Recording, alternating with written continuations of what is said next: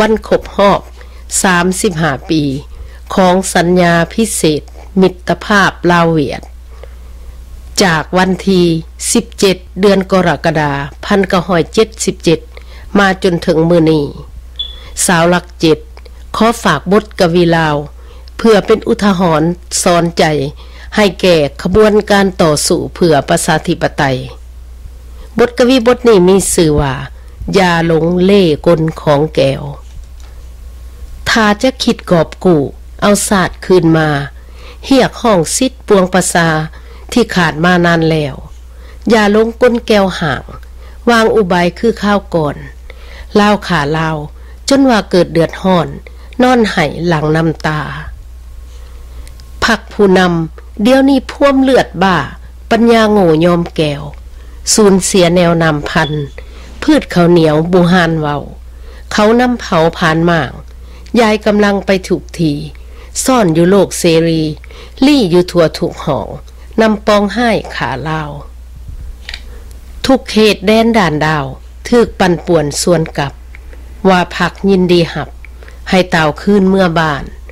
แกล้งผูกพันติดแน่นจับมือกันอย่าได้ปล่อยหาวิธีทางอ้อยทั้งซ้ำอ้อยหลอกล่อล่วงให้แตกกันกลุ่มที่1เพิ่นนั่นยกย่องสื่นสมเสยผักกลุ่มที่2ปลอมตัวเป็นกำลังเสียงด่าผู้นำอยู่ทางบ้านซ่อนอยู่ตามการจัดตั้งร่วมพลังว่าหักศาสตร์ประกาศเป็นหนักสู่ทางนายแท้แม่นศัตรูมีหลายเด้อพี่น้องลาวจงหับหูก้นแก้วหมื่นแสนวิธีมีแต่หาทางตัว